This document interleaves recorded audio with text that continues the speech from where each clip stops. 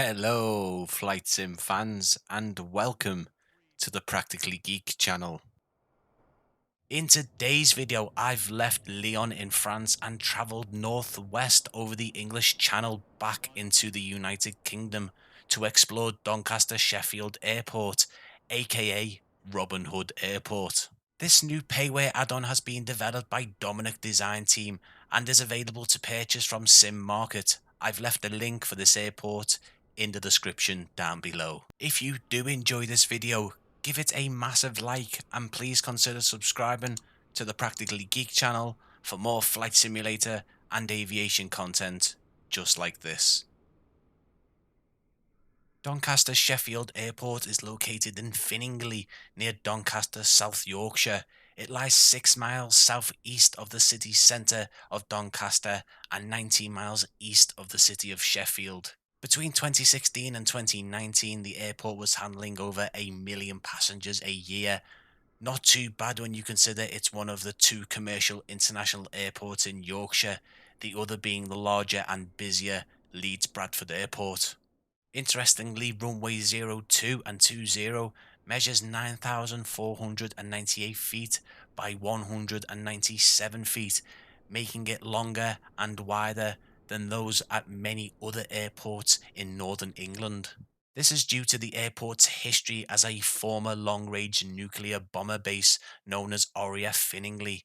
The runway has also been designated as an emergency landing site for space shuttles. Before we explore Dominic Design Team Doncaster Sheffield, let's have a look around the default scenery first to see how it looks before the add-on is installed. Then we will return to Robin Hood Airport to see how much the team has improved this scenery. Starting from the approach lights of runway 20, looking over towards the apron terminal, and you know what, apart from the aerial imagery being absolute garbage in places, it's not a bad effort from the simulator, giving us an okay representation of Doncaster Sheffield. It's great to see some variety in the ground textures for the aprons and taxiways. The colouring and markings don't match the real airport, but it's not actually too bad for once. The auto-generated buildings aren't too bad either. Scaling, as always, in the default scenery is off, with some buildings being far bigger than their real-life counterparts. Two good examples of this is the control tower located to the east of the runway, which has been generated much larger than the real one. The building just beside the long stay car park which houses the Aero Flight School is the right shape, but just way too tall.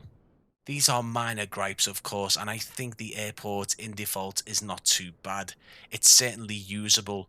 Just don't try and park there if your car isn't one of 4 colours or you haven't faced it forward matching every other car that's parked there. Before we move on, I wanted to show you this. I thought, yeah, of course the sim has spat out an oddly placed autogen building, which should be a small utility building or something, but no. For once, it got it nearly correct. Shape and height are there, minus the chimney, and bingo, the autogen does good. Obviously a bit of sarcasm in there, and I know in the grand scheme of things this is irrelevant, but I do like to see what happens to these smaller autogen buildings when developers upgrade the scenery.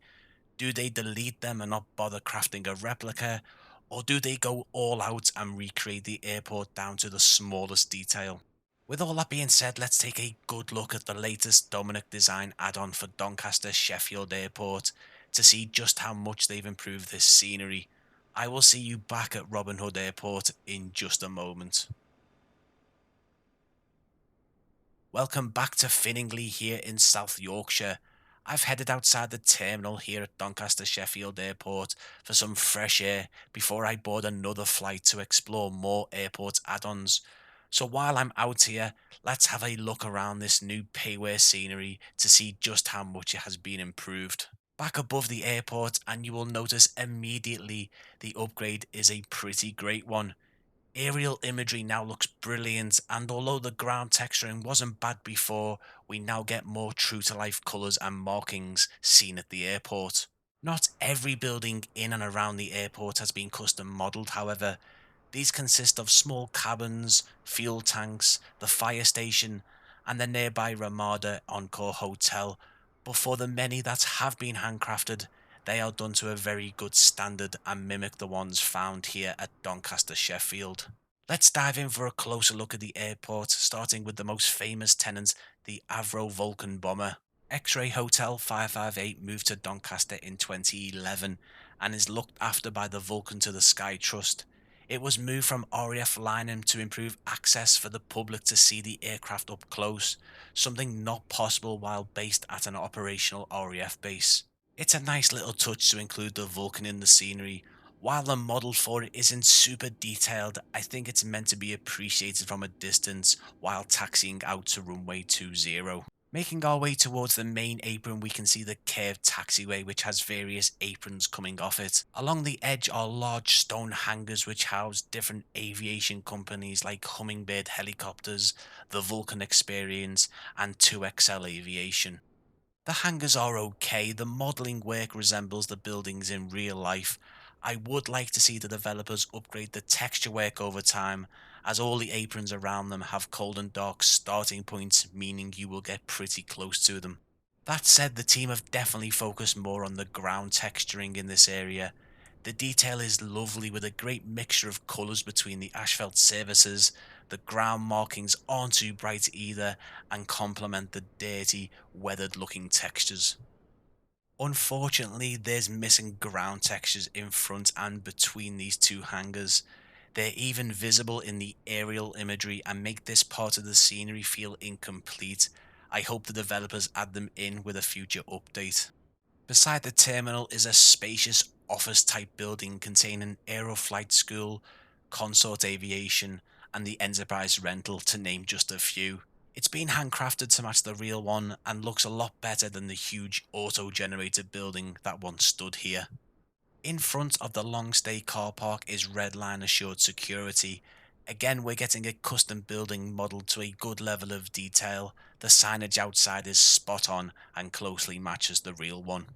The car park and road system in this scenery is actually quite impressive. Compared to the default scenery, we now get a great selection of cars all parked different ways in a variety of colours. The markings on the ground are pretty good, with painted speed signs and disabled parking zones. Before we spin around and take a look at the terminal building, let's jump across the runway towards the control tower. Over on the east side of the airport is Doncaster Sheffield's ATC. The building has been handcrafted to a similar level of detail as the others in the scenery and features good interior modelling with great reflections in the floor and the windows. Just south of the control tower is this radar site, which I believe is a custom model. I've not seen it in the default Asobo library, but either way it looks great and does match closely to the one at the airport. Back over to the car parks and our first look at the landside area of the terminal building, which looks amazing. If I'm going to be honest, I think Dominic Design Team have put their main efforts into this custom model. It looks strikingly like the terminal building at Doncaster. The custom street lights and the advertisement boards showing a delicious Subway sandwich look great. So do the bus stops and the animated people waiting outside the terminal. The animation appears to be better than the ones I've previously seen in other sceneries. The loop as people stop and start is ever so slightly visible, but better than them just disappearing from the scene altogether. There are two large advertisement boards that flank the terminal on either side. The resolution in the signs aren't pin sharp but still good. The brickwork on the floor is actually pretty amazing, and it will sound insignificant to some, but I love the little white ledge cut into the floor that runs along the front of the building. But the best part of the entrance to Doncaster Sheffield Terminal is the beautifully modelled authentic sign. It even shows the old Robin Hood logo, which also looks stunning. As you would have seen from the outside, the terminal features an interior which has been modelled to a very high standard. The signs just above the check-in desk and along the concourse could do with a bit of an upgrade, considering the barriers contain really crisp airline logos, and the large Flybe banner is also very high in resolution. Landside at this airport reminds me an awful lot of Liverpool John Lennon Airport. The roofing structure, the stairs and escalator placement, and even the statue at the top of the stairs which is basically a figure of John Lennon, not Robin Hood, but you catch my drift. Departures has a good amount of internal modelling too. The level of detail is similar to Landside, but with a lot more animated people to really bring this side of the terminal alive. Fun little fact while we're here, the Matt Lucas and David Walliams mockumentary Come Fly With Me was partly filmed at Doncaster Sheffield, with Liverpool John Lennon and Stansted Airport also being used. Out on the apron you can see the excellent work done to the ground textures with lots of dirt and oil marks. The aircraft taxi markings also look great and are placed accurately according to Google Maps. This TUI advertisement is very crisp and clear. I think Dominic design team have been strategic in their scenery building, making sure the higher resolution assets are where the pilots will see them and the lower poly models are in areas away from the aircraft. Sitting at the controls of this A320neo, you can really see the effort the developers have gone to. The animated people in the terminal look fantastic and make parking up onto stand feel so much more realistic. So the airport looks great in the daytime, but what does it look like in the dark? Turn back your watches and clocks to 1 AM and join me as we explore Doncaster Sheffield at night time. And doesn't the apron look amazing? Those spotlights shining down over the tarmac really do add immersion, something that the default lighting just couldn't do. That said, it is slightly disappointing to see no actual light source coming from the bulbs of the apron lights. The entrance to the terminal certainly looks stunning at night. The subway adverts have a lovely backlight to them, the Doncaster sign has a glow to it, and the interior is lit up realistically, reflecting its lights on the wavy silver roofing structure. Inside the terminal, it's all about that super shiny floor. You can see the reflections of the ceiling lights, advertisement boards, and even the animated people. Airside looking into the terminal, and it's a similar story. The lighting looks great and illuminates the interior very realistically. Inside it's the same, reflections are spot on and everything looks amazing. The control tower seems a bit too bright, but from out here you can see the panel lights in the ceiling, which actually looks good. Inside, however, you can't see out. The window reflections may need some tweaking, but at the end of the day, this won't ever affect your flying. From above, you can see the airport has some good night lighting implementation. It looks like the car park, terminal, and the main apron have been worked on the most. The curved taxiway with the larger hangars looks okay, although it would have been nice to see some lights on those hangars and the surrounding roads. Do you agree? Let me know what you think of the night lighting down in the comments. For a better look at the changes Dominic design team have made to Doncaster Sheffield, let's take a look at my split screen before and after comparison, which will show you the default scenery at the top and the payware add-on at the bottom. Feel free to pause the video throughout to get a closer look at both sceneries side by side. Grab yourself a nice cup of coffee or tea, sit back and enjoy.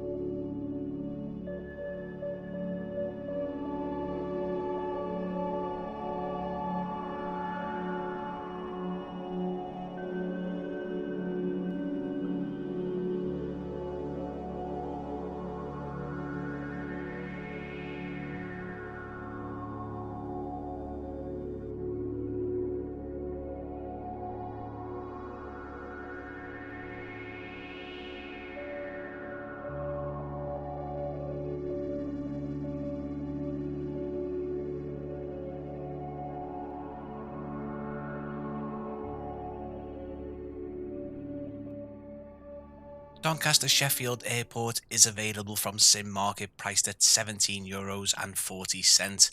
That roughly converts to £14.62. If you are interested in purchasing this airport, I've popped a link in the description just below the video. In my experience, the performance with this add-on is excellent. I didn't see any stutters or drops in frames, even when flying the drone camera in and out of the interiors and across the airport at high speed. Overall, I think Dominic Design Team have recreated Doncaster Sheffield Airport to a good standard. There are things I'd love to see upgraded in the future, but these things won't affect your experience at this airport if you do decide to purchase it. I didn't want to end this video on a negative, but as most of the UK aviation community know, Doncaster Sheffield's future is unfortunately uncertain and is under the threat of closure. There is an online petition to save the airport, so I've linked that in the description down below. If you have enjoyed this video, give it a massive like and please consider subscribing to the Practically Geek channel for more flight simulator and aviation content just like this. Thank you so much for watching, and I will see you again very soon.